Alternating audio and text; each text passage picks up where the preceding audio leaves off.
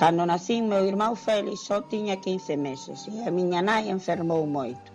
Díxolles o médico que para que ela mellorara e puidera dormir, que o mellor que podía facer era que me levara a miña abuela e máis a miña tía José.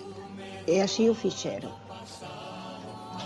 Estuven con elas hasta os 7 anos. Así é que para min, miña avó e miña tía eran como nais.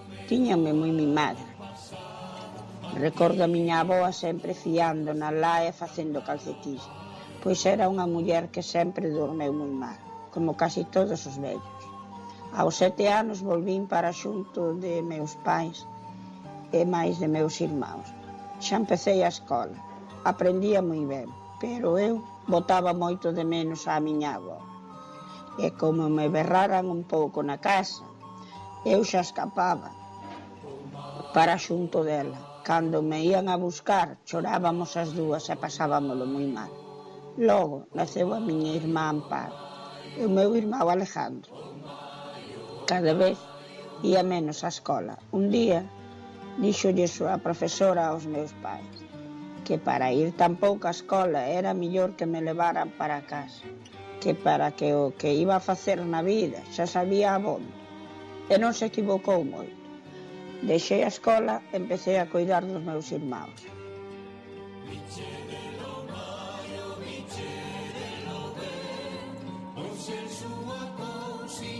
Por sorte, aos 17 anos, volvín á escola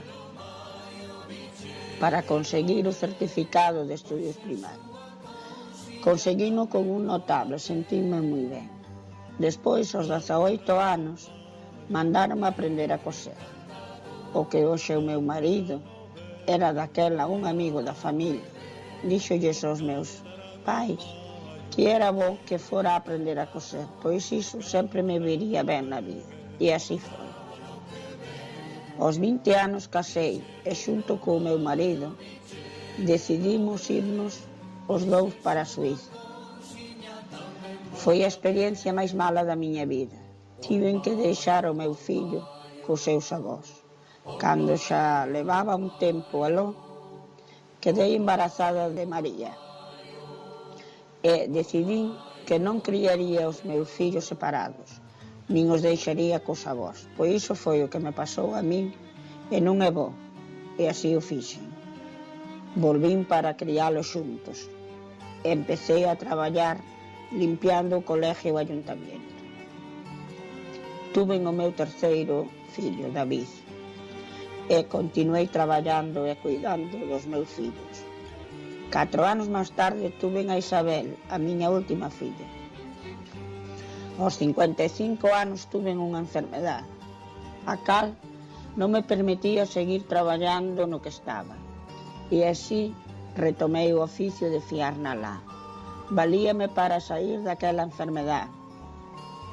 E foi como unha terapia para min. Foi un oficio heredado da miña avó. E gustaríame explicarvos o proceso da lá. Comenzamos por rapar a ovella. Lavamos e secámola. Escarpízase, cárdase. Fíase co fuso ou coa máquina. E fanse 2 mazarocas. Xúntanse facendo un novelo e tórcese coa parafusa. Despois pásase ao sarillo para facer unha madeixa e podela teñir ou lavar. Despois ponse na debanadoira. Para facer de novo o ovillo xa se pode empezar a ganchillar, calcetar ou tecer.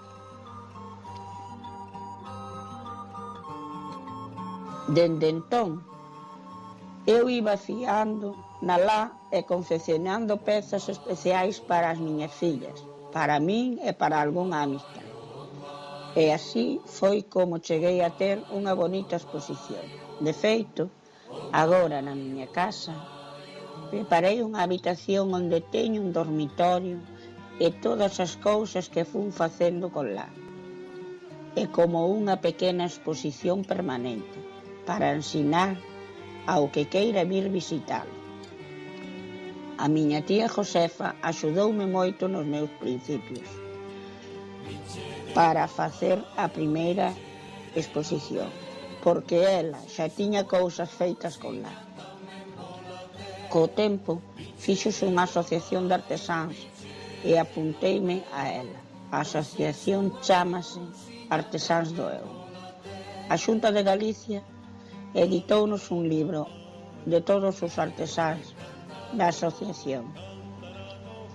E foi onde nos demos a conocer e, a raíz disto, comenzamos a ir a feiras de artesanía. A todo isto pedín unha carta de artesana de fiárnala, pero non ma deron, porque está sin legislar. Déronme a de calcetar, pero eu quería e sigo querendo a de fiárnala. Seguirei loitando hasta conseguilo. Que o poñan como oficio, eu lexislo. Eu non quero que morra. Eu xa lle enseñei o oficio á miña filla Isabel, a ver si ela seguira con el.